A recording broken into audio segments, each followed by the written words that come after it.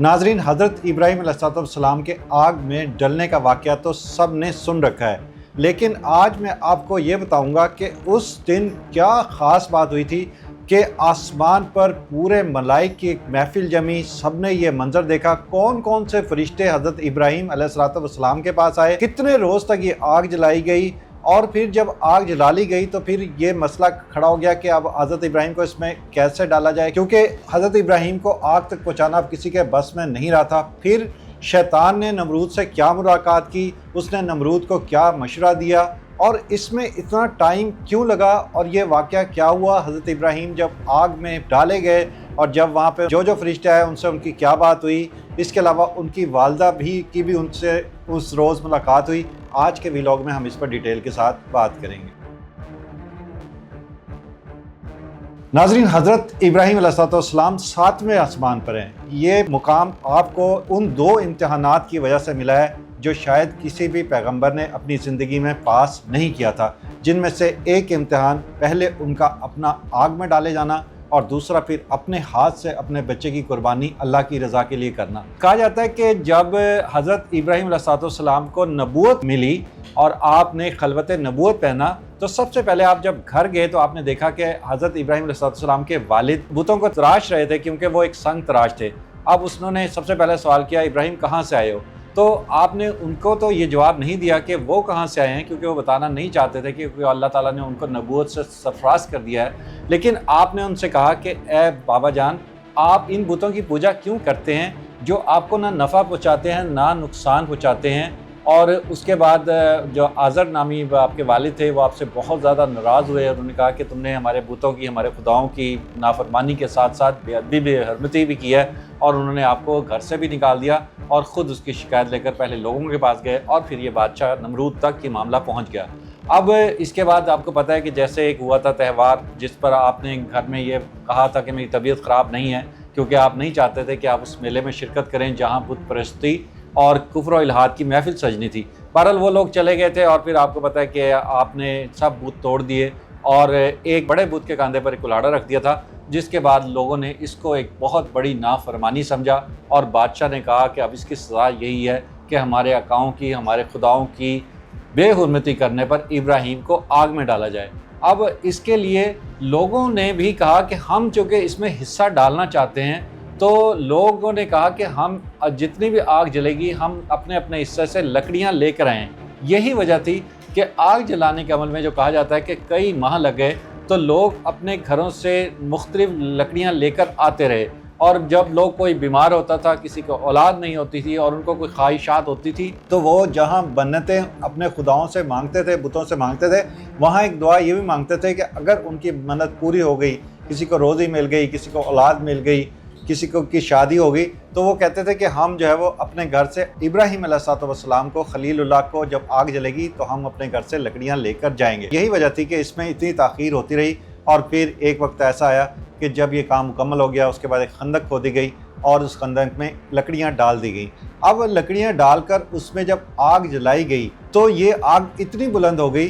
कि कोई इसके करीब नहीं जा सकता था। अब हज़रत इब्राहीम अलैहिस्सलाम को आग में किस तरह डाला जाए, क्योंकि कहा जाता है कि इस आग की तपिश इतनी थी कि कई 100 मीटर के फासले से आगे कोई शख्स आ नहीं पा रहा था। अब ये सबके लिए बड़ा लम्हा फ़िक्रिया बन गया, तो शैतान ने खुद इसमें अपना हिस्सा डाला। वो नमरूद के दरबार में गया और उसने कहा कि मैं आपको एक ऐसा इंजीनियर, एक ऐसा आर्किटेक्ट देता हूँ जो एक ऐसी मंजनीक तैयार करेगा जिसमें इब्राहीम को डाला जाएगा और फिर उसके बाद आग में फेंका जाएगा। तो दुनिया की तारीख की जो पहली मंजनीक तैयार हुई वो शैतान के मशवरे से नमरूद बदबख्त ने, मलून ने तैयार की थी। बहरहाल फिर वो रोज़ आ गया। ये वो रोज़ था जिसका तज़किरा अल्लाह ताला ने कुरान में 4 सूरतों में किया है। सूरह साफ़ात में आपको इसका ज़िक्र मिलेगा, सूरह अंबिया में इसका ज़िक्र मिलेगा, सूरह अनकबूत में मिलेगा और सूरह इब्राहीम में मिलेगा। अब आप देखें कि खलीलुल्लाह का मर्तबा कितना बुलंद है कि 4 सूरतों में खुद रब्बे ज़ुल जलाल ने आपका तज़किरा किया है। बहरहाल कहा जाता है कि जब आग जलाई गई और हज़रत इब्राहीम को लाया गया تو آپ کا ایمان اتنا مکمل تھا کہ جب پہلے فرشتے حضرت جبرائیل علیہ السلام آپ کے پاس آئے، کیونکہ وہ آسمان سے دیکھ رہے تھے، انہوں نے کہا کہ پروردگار ہم یہ برداشت نہیں کر سکتے کہ تیرا خلیل ہو، تیرا محبوب ہو اور اس کو اس طرح نشان عبرت بنا دیا جائے۔ تو اللہ تعالیٰ نے بھی کہا تھا کہ جو فرشتہ حضرت ابراہیم کی مدد کرنا چاہے آج اسے پوری اجازت ہے، وہ زمین پر جا سکتا ہے۔ تو حضرت جبرائیل علیہ السلام آپ کے پاس آئے اور کہا کہ میں تمہاری مدد کرنا چاہتا ہوں، میں چاہتا ہوں کہ میں اپنے پر سے اس آگ کو بجھا دوں۔ تو آپ نے کہا نہیں، جو میرا امتحان لینے والا رب ذوالجلال ہے مجھے یقین ہے کہ وہی میری مدد کرے گا۔ اور اس کے بعد آپ نے سب سے پہلے جو آیت تھی وہ حسبنا اللہ و نعم الوکیل کا ورد کرنا شروع کیا، اور اس کے بعد دوسرا فرشتہ، اس نے جو بارش برسانے والا فرشتہ ہے، اس نے بھی اللہ تعالیٰ سے گڑ گڑا کر کہا کہ میں چاہتا ہوں کہ میں اس جگہ پر جہاں پر حضرت ابراہیم کو ڈالا گیا اور جہاں ایک آسمان تک آگ بلند ہو رہی ہے، میں اس آگ کو اپنی بارش سے بجھا دوں۔ تو اللہ تعالیٰ نے کہا کہ جاؤ خلیل سے پوچھ لو۔ وہ بھی جو بارش والا فرشتہ ہے وہ بھی آیا اور اس نے بھی حضرت ابراہیم علیہ السلام سے کہا کہ میں چاہتا ہوں کہ میں اس آگ کو بجھا دوں اور آپ کو نمرود کے شیطانی چال سے بچاؤں۔ تو آپ نے کہا کہ نہیں، میرا رب کا جو حکم ہے، اگر رب نے مجھے بچانا ہوا تو میرا مالک کل اختیار رکھتا ہے، کل شیء قدیر ہے، وہی مجھے اس آگ سے بچائے گا، مجھے کسی اور کی مدد نہیں چاہیے۔ بہرحال یہ سن کر وہ فرشتہ بھی واپس آ گیا، اور ایک پرندہ جس کے بارے میں کہا جاتا ہے کہ شاید وہ ابابیل تھا، وہ اپنی چونچ میں پانی کا ایک قطرہ لے کر اس جگہ پر آیا جہاں حضرت ابراہیم علیہ السلام کے لیے آگ جلائی گئی تھی۔ تو جب دوسرے لوگوں نے اس سے پوچھا کہ اتنی بڑی آگ کے آگے تمہاری ایک پانی کی بوند کیا حیثیت رکھتی ہے، تو اس نے کہا کہ روز محشر میں ابراہیم علیہ السلام سے یہ کہہ سکوں گا، یہ کہہ کر سرخ رو ہو جاؤں گا کہ ابراہیم علیہ السلام، جب پوری دنیا تمہاری دشمن تھی تو صرف ایک واحد میں تھا، جتنی میری ہمت تھی، جتنی میری سخت تھی، میں نے اس کے لیے آپ کی آگ بجھانے کی کوشش کی۔ اور یہی وجہ ہے کہ کہا جاتا ہے کہ جو ابابیل ہے اس کا احترام آج بھی جو ہے وہ مسلمان قوم خاص طور پہ توحید پرست اس کی بہت زیادہ کرتے ہیں۔ بہرحال اس کے بعد کہا جاتا ہے کہ آگ جلائی گئی اور اس کے بعد منجنیق میں حضرت ابراہیم علیہ السلام کو بٹھایا گیا اور پھر ایک جھٹکے کے ساتھ آپ کو آگ میں پھینک دیا گیا۔ اب ساری دنیا یہ تماشا دیکھ رہی تھی، زمین پر لوگ یہ تماشا دیکھ رہے تھے جو کفر و الحاد میں ڈوبے ہوئے تھے، جو شرک میں غرق تھے، اور ان کا خیال تھا کہ نعوذ باللہ آج جو ہے وہ توحید پرست جو ہے وہ اس کا خاتمہ ہو جائے گا، پھر ہمارے آقا جو ہمارے خدا ہیں سب اس کی پیروی کریں گے، کیونکہ باقی اس کے بعد کسی میں اس طرح کی حرکت کرنے کی کوئی جرت نہیں ہوگی۔ دوسری طرف آسمان پر رب ذوالجلال اور رب ذوالجلال کے ملائکہ یہ منظر دیکھ رہے تھے، اور پھر اس کے بعد آپ نے دیکھا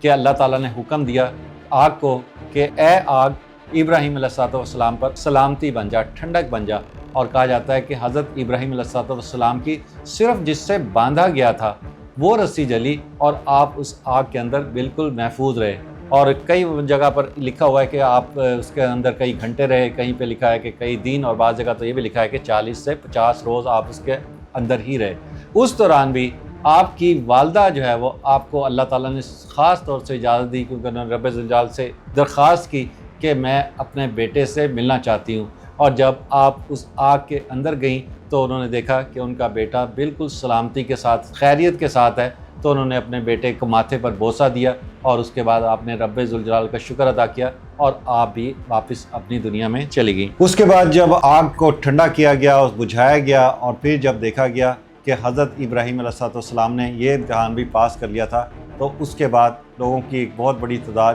جو یہ سوچ رہی تھی کہ آج سے توحید کا خاتمہ ہو جائے گا، ان کو بھی یقین ہو گیا کہ یقیناً یہ نمرود جو ہے یہ اصل ہمارا خدا نہیں ہے، یہ تو حقیقت میں صرف ایک بادشاہ ہے جس نے ہمیں جھوٹے خداؤں کی بات کی تھی، جس نے ہمیں جو مذہب بتایا تھا وہ صحیح نہیں ہے۔ اور یہاں سے توحید پرستی کا آغاز شروع ہوا، اور اس کے بعد دھیرے دھیرے حضرت ابراہیم علیہ السلام کے ہاتھ پر لوگوں نے بیعت کرنی شروع کی، اور اس طرح توحید کا آغاز ہوا۔ اور پھر اسی کے صدقے سے، آپ کی دعا کے صدقے، جب آپ نے امتحان پاس کر لیا تو آپ نے ایک دعا یہ بھی فرمائی تھی کہ میں چاہتا ہوں کہ میری آل میں سے ایک پیغمبر ایسا ہو جو سردار انبیاء بنے، اور پھر آپ کی دعا قبول ہوئی تھی، اور پھر اللہ تعالیٰ نے آپ کی نسل سے ہی حضرت محمد مصطفیٰ صلی اللہ علیہ وآلہ وسلم کو بھی نبوت عطا فرمائی۔